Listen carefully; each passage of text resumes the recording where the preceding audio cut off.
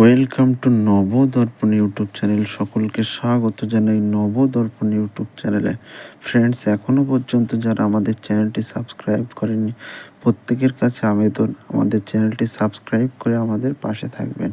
Friends, আজকে আলোচনা করব স্মৃতি মন্দনার জীবনী। চলুন ভিডিওটা শুরু করি। স্মৃতি শ্রীনিবাস মন্দনা একজন ভারতীয় মহিলা ক্রিকেটার। মহারাষ্ট্রের সাংলি এলাকায় জন্মগ্রহণকারী প্রথিতযশা ভারতীয় প্রমিলা আন্তর্জাতিক ক্রিকেটার।